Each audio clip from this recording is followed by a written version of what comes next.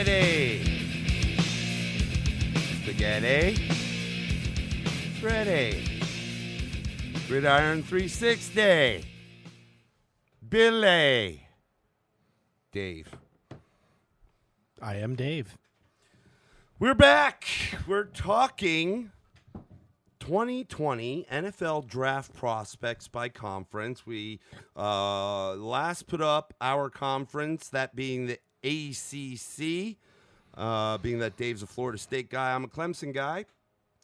And now we move on to the deepest of the NCAA D1 Power 5 conferences in terms of prospects. And that would be the Southeastern Conference, sir, the SEC. We kind of said in the ACC because we're the best. By the numbers, that was in jest. But we feel that way. We're homers. So we're going to talk about the SEC. We kind of went through prospects in the last one, broke them down 1 through 10 as we had seen. A little bit different of what we're going to do for the SEC because there are so many names. So we're going to start by going through and kind of ranking them from what we've seen and how we feel in terms of position group in the SEC. It is that deep, ladies and gentlemen. You SEC homers are going to love it. Love it. Yes, yep. You are the most plentiful. A veritable cornucopia of strong draft prospects because most of them do. Again, the SEC, we are in that the Southland here in the Mecca in Atlanta for this conference. And although we do get sick and tired of hearing their SEC chants, they are the best conference in college football. No denying that. So, who we got here, sir? We kind of went through, there are really 3 quarterbacks, so to give us a little time to not go crazy, but again, we want to make these snackable. Obviously, the number 1 slated overall pick in this year's draft, the Cincinnati Bengals. We actually didn't see them on a lot of the rankings for the SEC draft prospects, just simply because we presume it's a foregone conclusion that the Bengals aren't going to move. They're staying put at 1. They're taking Joe Burrow from LSU. Behind him, we have Alabama's Tua Tagovailoa, and then the 3rd quarterback in the SEC, Mr. Jake Fromm from State Farm. Close. The colors are the same. The red, the white, a little bit of black in there with the University of What Georgia. are you wearing, Jake, from State Farm? Khaki pants. Jake Fromm from the UGA Bulldogs. So yep. Let's dive right in. Let's start with the man, the myth, the legend, Mr. Joe Burrow from the Louisiana State University Bayou Bengals. All right. Well, let me say this. I don't want to call, because this would be way, way overstating this, but there's a lot of times where the SEC, in my mind as a whole, gets a little extra props than they deserve. And then when the draft kind of flushes out, they're not quite as dominant as we thought. And then more particularly, they have I would say a relatively high failure rate on some of the draft picks, particularly later in the 1st round, 2nd round. And sometimes that happens because you've had, for example, Alabama has traditionally had very, very strong defenses, and sometimes it's hard to tell where the strength of that defense is because it's so dominating all the way around, and you find maybe it's the fact that year in and year out, they're usually the one that puts the most people into the draft, the conference that does it, and so just by sheer numbers, you're going to have some flops. Yeah, and I would say this year, they're probably top 20 guys could all, maybe even more, could go in the first 3 rounds. And what's very interesting to me, and Alabama and certainly LSU could be very heavily represented in this area, is that this year, unlike many years, and we talked a lot about this last year, they were a very offensive-minded programs, both of them. Explosive offenses.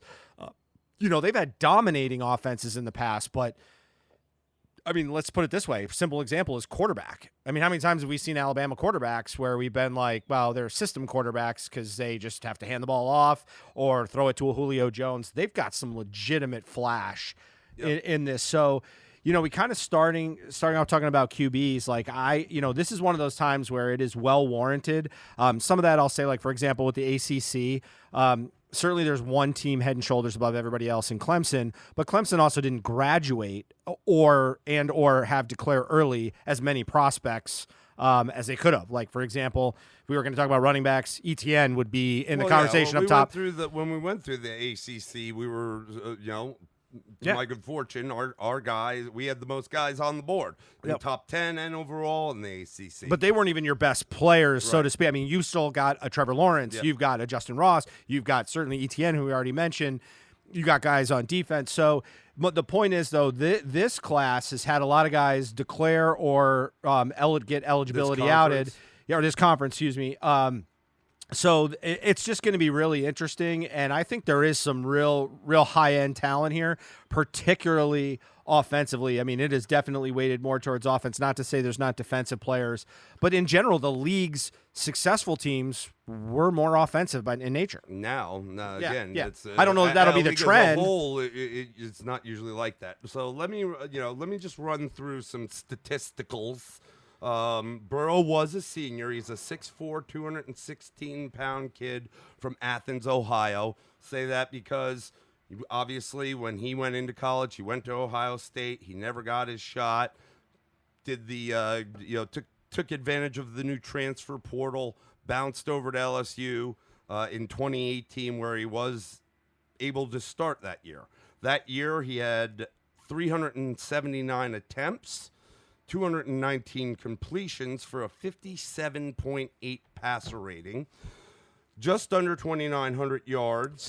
Hold on. Passer rating was what? This is 2018. 57.8 passer rating. Wow. Okay. No, I'm sorry. Completion. Oh, I was going to say, wow. I'm like, that's really low. No, I said, I don't know. I'll have to listen back. Okay. 57.8 completion percentage, because I said he was so solid, but not spectacular. Right? Just 16 TDs, 5 picks.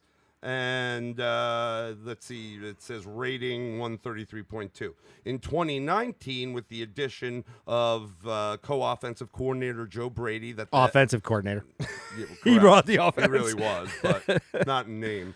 Brought in by Coach Ed Ogeron from the local pro masterminds as of late, especially in the offense in the New Orleans Saints. So 2019.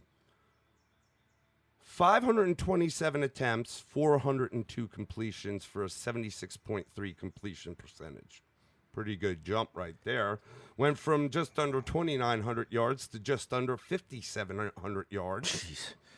Jeez. This one is out of control, ladies and gentlemen. We said 16 TDs in 2018. In 2019, guess. What do you throw for almost 60? On the button. 60 on the button? He had 5 picks for horrible. 5 picks in 2018 to his 16 TDs. He had 1 more pick in 2019, 6 to his 60 TDs with a 202 rating. So, Joe Burrow, a couple things. Video game. It is video game numbers. What an incredible season. Really never had a bad game. It's hard. People are saying, is it the greatest college quarterback season of all time? It is hard to argue because especially, doesn't matter if you're a freshman or a senior, you're still a kid. And for you to go through the process of really not having a bad game or a bad moment, let alone a game. He didn't have a bad moment, I mean, if sacks are going to happen, picks are going to happen, but they were few and far between with this guy. I don't care that it's college. When you put up Tom Brady's best season numbers, better. Let's also talk about, that amazing jump from 2018 to 2019. He didn't start at Ohio State. He couldn't see the field. He transfers out of there.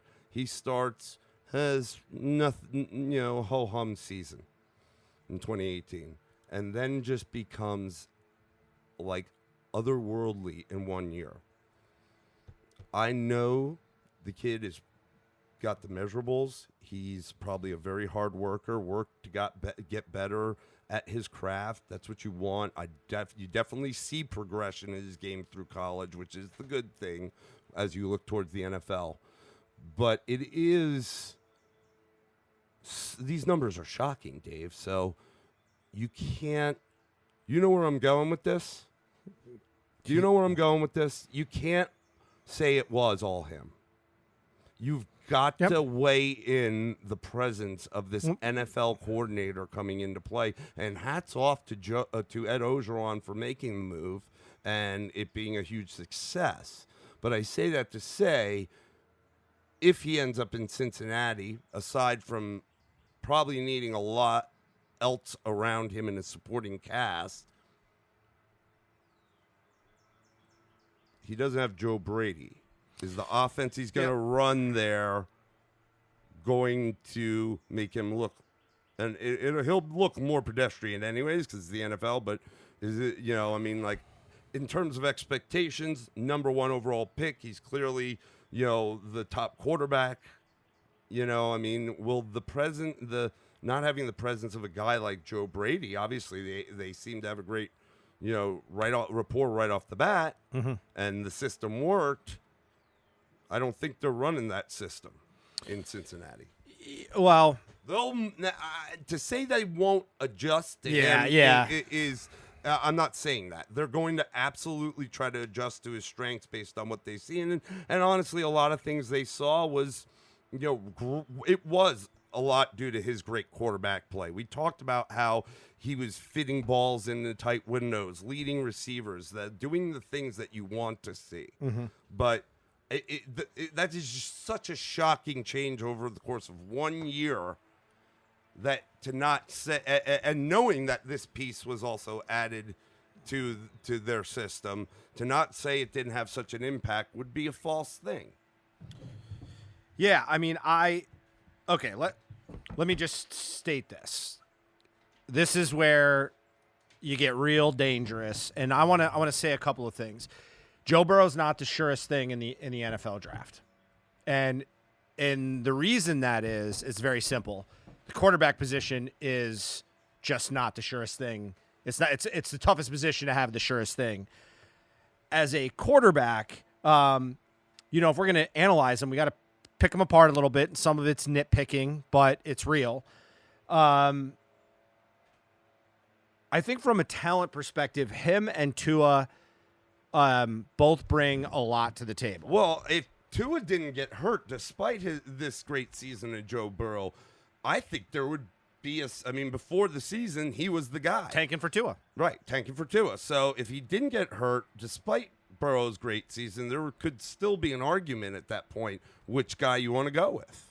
Yes. Yeah, and I would say you could talk Tua too right here. Let's go right into it if it makes sense. But go ahead. Yeah, but I would say this, okay? So here's Joe Burrow to me. Like, number one, if you're Cincinnati and where you're at right now and where your roster looks, while he may not be the surest thing in the draft, and again, I think that's more indicative of the position than the talent level, you can't overthink this. You got to go number 1, and I don't think anybody dogs if he fails in the NFL. If he falls on his face, I don't think anybody can come back and say to Cincinnati, you made the wrong call. Right. I'm sure somebody would, but you can't. You really can't. This is not, I use the example. This is not like a Carson Wentz who came out of a small school and there's all these questions about it. This isn't a Mitch Trubisky who had 1 year and it wasn't even really, it certainly wasn't anything like what Joe Burrow did. So, it's not that kind of question mark. So here's my thing with Joe Burrow that I love. And this is the good about him. The things that tell me the most about him are what he doesn't do on the field, which is impressive considering what he did on the field. Yeah. I will tell you, I'm not a big Heisman Trophy watcher guy, but I happen to catch his speech. Yeah. What I loved most about him is, I'm going to use an example. Tate Martell. You and I know him a little bit more because we watched him on the QB1. So we kind of got to see him in high school. And that guy's a punk. Dude. So here's a guy and that it's karma. Well, it's not here to dog him, but let's use the same example. So he was at Ohio State and was on the list as the next big gun. And I remember when Justin Fields was transferring from Georgia, Tate Martell sent out a tweet or whatever, something on social media, and it was some Burrow before Fields had left. Burrow was there. Burrow was there. Gone. Yeah, Burrow was gone.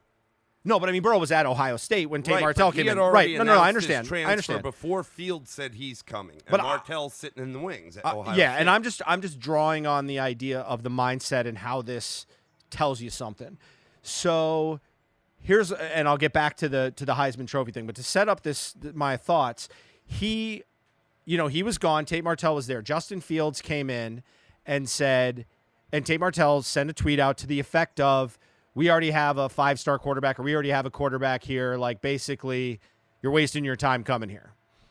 Flash forward a few months later, and Tate Martell's transferring down to Miami. And then a few months after that, when the season starts getting work at wide receiver. Yeah, so as a quarterback, to go to play quarterback in Miami, couldn't even win the job amongst, two other guys that were not had that horrid seasons. I would go that far. They had bad. They wouldn't even try him. They had some flashes, but bad they seasons. They barely even put him in at Right. quarterback, and if it was more of a gimmicky play. But he was moved out to wide receiver. The mental makeup of a quarterback obviously is very important, and to me, it's the most important thing. Here's a kid that didn't come in and didn't complain, didn't say anything, and he goes and quietly moves to LSU. So here then you've got this Tate Martell, and you see what you learned in that tweet was it was in his head.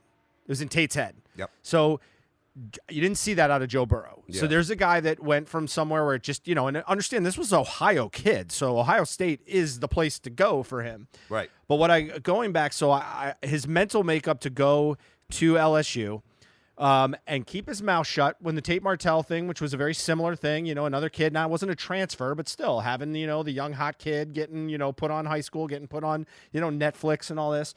So he didn't do that, and he went there and he quietly had a decent season at LSU. It wasn't a great season in his first year in 2018, as you outlined. But here's the point is, so he gets to the Heisman ceremony. This guy is pre-winning the national championship, but has lit the world on fire over the last 4 months or 3.5 months, whatever. Chase Young is there. So in turn, so are his coaches. So not just Coach O, who Pops is sitting right next to Coach O, but Ryan Day, right? That's his name. Yep. The head coach of Ryan Day is sitting there, and the offensive coordinator from Ohio State. Joe Burrow in his speech, very humble speech, talks about being a kid, not growing up in a rich area of Ohio, not having a lot of money. But not only did he give all these props to Coach O, excuse me, but he gave a lot of props to the Ohio State guys. And the offensive coordinator, wasn't Day the offensive coordinator? Yep. It was the offensive side. And he took over when Urban left, right. Well, and during the season when Urban was missing. But this is a team that passed on him. So, yeah. And he spent the time. So great character. Right. Well, not just great character, but the mental fortitude and the mental strength, because here's the problem with being number one in the draft. The team you're going to is going to suck. That's why they're number one in the draft. That's right. So that's why I said they need probably a lot of other pieces. Yeah. So can you deal with adversity? Well, here he started with adversity. He went to a school that was supposed to be the school for him. He couldn't make it happen there. He had an okay season at LSU. And the fortitude of the kid. But, how many people after something like that wouldn't just feel, even if it was kind of just a little bit off to the side, maybe not say anything, or more to the point, maybe take a dig here and there like, hey, man, could have had me. Yeah. Could have had me. Right. None of that. And so what I see is the ability for that kid mentally to handle the kind of challenges that are going to be thrown his way in the NFL right away. What I also like about him certainly is his size, because unfortunately for him, I do feel like he's going to be under siege. Like, people are going to press the rookie. He's tall. He's tall, he's big. I like tall quarterbacks, so. Yeah, so he's got the measurables, he's got all these things, the mental makeup, and it's the mental makeup to handle the fact that he might have an unsuccessful season. I want to throw some stats at you real quick. Well, for him? No, I'm going to throw some stats at you. 16 games started, 3-13 record, 326 yards, 575 326 attempts on 575 yards, 56.7 completion percentage, 3,739 yards, 26 touchdowns, 28 TDs. Who am I talking about? Brady? Who? Peyton. Oh. Remember, I want to talk about Peyton Manning. This is a guy that started as a freshman at Tennessee. When he came out, he was knocked because he could never beat Florida. People thought he was a fraud. He was getting it because of his dad's name, and he put up unbelievable stats. But here's a guy that walked the NFL and 28 interceptions to 26. Now, I'll take that all day long if you end up giving me the career in Indianapolis that guy I hear gave. ya. So my point is, I believe it's what was in between the ears, and I think it certainly helped with his father, having some of that NFL experience. Remember, his dad played on some crappy New Orleans teams. But it's the idea that can somebody weather that kind of season and do something with it? And I just see that with Joe Burrow. Now, here's my concern with Joe Burrow. Move on. Is what you just said. Did we just see a one-year wonder? Right, yeah. And Okay. can he do it without his All right, tools? so I want to keep going because we just talked a long time on Joe. Well, he's the number one pick in the draft. All right, so the other guy, Tua Tagovailoa, he was a junior coming out early. Remember, there was the whole dispute whether he's going to come out or not. 6'1", 218 pounds, kids from Hawaii, was able to get in 2017.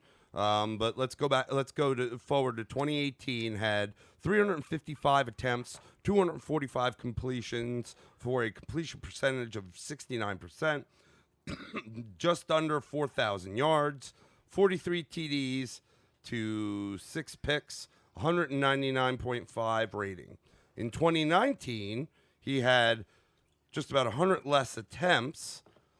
254 attempts. He had 180 completions, but his completion percentage obviously goes up there to 71.4.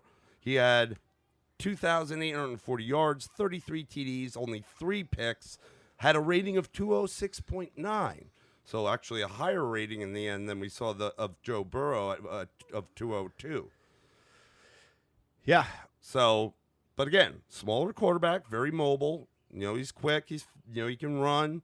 Very more of a, not Lamar Jackson, but a Russell Wilson-esque. But it's the injury because he had injuries the year before. And to say that it didn't bother him, they had a guy in Jalen Hurts starting at quarterback when they played in the national championship against Georgia, and bringing in the true freshman that Saban did to save the day was. Trevor, I don't want to float on the ACC. He went through and won the whole dang thing without losing and beat Alabama his true freshman year. Things like that don't happen. But the next year, this past year, the expectations were out of control. Yep. So I'm not saying, and the expectations were high going into 2018 after just really coming in and winning the national title for them at the end. Yep. Don't forget, they had to get there through the year with a guy named Jalen Hurts, who's pretty good too. Okay? You just didn't have some days you don't have your best. But internally, you talk about mentally, he probably is on cloud 9. He didn't have to go through the rigors of the whole season as the starter. He just came in there. I'm on cloud 9. He comes in. He has a great season, but he does get banged up and then loses in the last game to us in the national championship. And then this season comes in, struggling out the gates because of losses on defense at the linebacker position. He's still trying to make it happen. Definitely the running backs came more into play. Got a great trio and then some of receivers to help. What are we talking here with Tua? There's the thought is that he's going to go maybe at like 5 or 6 or 7 to Miami. There's talk about Miami trying to trade the world to get up to 1 with Cincinnati to get Burrow. But we said it a second ago. If it weren't for the injury, really this year, it could be Tua or Burrow. Yep. Yeah, I tend to think that Tua is reasonably as good of an option as Joe Burrow. Here's the difference to me. One, Tua didn't get to play a 5th-year senior role. So he doesn't have that experience, but what he has that Joe doesn't have is he came in and won a national title game his freshman year. Might not have started all year. He took the job. I think the knocks on injuries are a little bit overblown. Probably the difference I'd see with them so far is Joe Burrow to me showed some explosion with his arm, and his ball placement is the thing I was most impressed with. I'm not sure Tua has that level yet in the ball placement. Tight windows. He's got the arm strength. I just don't know that it's there. I'm not talking about arm strength. I'm talking about seeing the field. He is a smaller guy, too. It's much easier for a tall guy like Joe Burrow, especially in the NFL, to see over all those guys and it be looking a little more open for him. If Tua's, now he'll move himself out of the pocket to get more vision, but, he and the injury, it just came out. He said he's 100%. I think he'll be good to go. I think it still behooves a team for him to go to a team where he can sit at least until November, December earliest. Yeah, I'm going to tell you, I don't see that happening, and here's why. Because I think there's a little bit more that people believe in him a little bit more. Some of the injury concerns, there were some questions about his toughness. I got to be honest with you, I don't know that I necessarily buy those. But that's a conversation maybe for another day. Yeah, but I will tell you, I've had conversations with my friend over at Saturdays Down South when we were going to that game in Northern California. And he had some pretty factual things that he brought up that really kind of the tea leaves read, like maybe he is a little bit softer than you think. Okay, well, again, conversation for a different day. Well, he's a great leader. Here's what not that Burrow isn't. This guy, I think, is more of a vocal leader. I think he is. He's a good. He's a really nice kid, I think, at the core. I think maybe that being a little more humble might behoove him a bit. Okay, not that he's a top 5 pick in the draft will certainly bring that to you, and not be necessarily that he's done it vocally. But again, you come in and you don't have to go through the rigors of a season. You save the day internally, mentally. That can really change somebody, especially an 18, 19-year-old. Well, I don't know that he's had to, because he came into a program that was elite right off the bat. I don't know that he's had that mental stress yet, that Joe Burrow had. And the mental stress I'm talking about is before Joe Burrow even got to LSU. Yep. There was a mental stress there that he maybe has not seen to this point. And that is a danger. I think Tua can be as good as Joe Burrow potentially.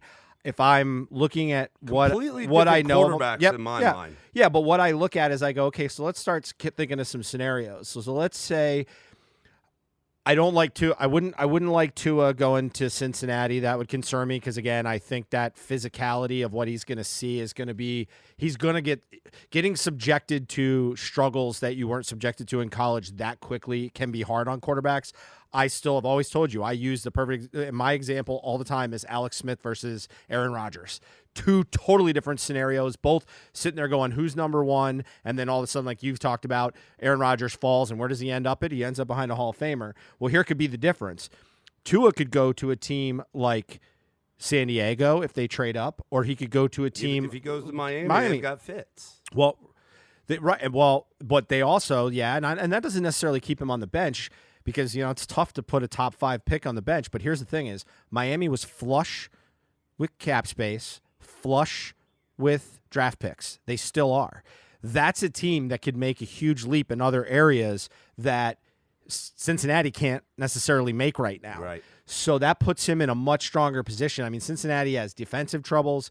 I mean, right now you got some corners that are going to be pretty solid in Miami. You got yourself a linebacker. You got some linemen on the defensive side, so you can spend some on offense. They come in. They've got some opportunities with the running game that they could go after, and in the receiving core, they got one guy who really kind of finally emerged last year, Devontae Parker, and the ability to go pick up more guys. Because remember, they got 3 picks in the first round. That Tua could walk into a better situation. Now, he could if they take him, he could have his boy Henry Ruggs, on the same team. Right. And here's where I see, maybe trouble, maybe somewhere where a disaster could fall. I think Jacksonville could very much be they have 2 first rounders, could be in one of those positions to move up. If they do and they go after him, now to me, that's very much more like a Cincinnati situation where the cupboard's a little more bare there. And certainly I've said it before, I don't look at their receivers and go, oh my God, those are great. So Tua, that could be the interesting part with him is where he goes, but he could also go to a team where he can make some noise the first year. And if he gets, like anything, I think quarterbacking's confidence. So that's kind of where I see, but I think they're a lot closer than people think. I know right now, but I agree. The injury is going to scare people off with Corona. We haven't been able to do a lot of the testing and that people want. Well, let's move on to the third quarterback in the SEC, Jake Fromm from the Georgia Bulldogs. Is he a true junior or red shirt? I think he was a true junior. Okay, so I think he was. Let's start back at 2018, 306 attempts. Let's actually go to 2017, why don't we? 291 attempts, 181 completions, 62.2 completion percentage for 2,615 yards, 24 TDs to 7 picks, 160.1 rating. 2018, 306 attempts, 206 completions, a 67.3 passer rating, 2,749 yards, 30 TDs to 6 picks, a 171.2 rating. Yep. Good progression right there. A little bit good. 2019, 385 attempts, 234 completions, but the completion percentage went down to 60.8, the worst of the 3 years. Now the cast wasn't as good. 160 yards, 24 TDs, 5 picks, a 141.2 rating. Yeah. Mr. Jake Fromm. I love the kid. I think he's got good values. He's got what you talk about between the ears. I think he's a great student of the game. I don't know how much of an athlete he is. Yep. That's probably my biggest thing. He's a great athlete in college. He's another one we were able to watch in QB1 when he was in high school. Yep. But I don't know if this is going to translate to an NFL level. Can I see him being one of these guys like, maybe be able to hang around the league in a backup role? Yeah, because I think he's he's a guy that would always be ready, good student of the game, somebody that's always willing to learn, that's coachable, and can manage a game. And I hate to say it, but that might be where we're at with him in the NFL. He might be able to be more of a game manager, and that's just not what you're going to get. Yeah, what you're looking for from NFL teams in this day and age of the offenses in the NFL. Yeah, I think what he's probably maybe like a 4th rounder. And here's I think what people will probably look at for him, in my mind, is can you catch a little bit of a lightning in a bottle like a Drew Brees, a guy that doesn't have all the physical tools that you normally would look for in a quarterback, but just has an ability to anticipate on the field. And I'm not saying we've necessarily seen something like that to that level or even close to that level, but that just gets the game. And he's certainly got some very good leadership qualities. I think you can't really understate how bad the passing attack was at Georgia last year. The receiving core was oft injured and limited at that. Agree, so there is some of that. But you had a great offensive line, you had an unbelievable defense, and you have what's probably the number 1 running back in the draft in your backfield. Yeah. Though you were missing the key pieces to the passing game, you had everything else.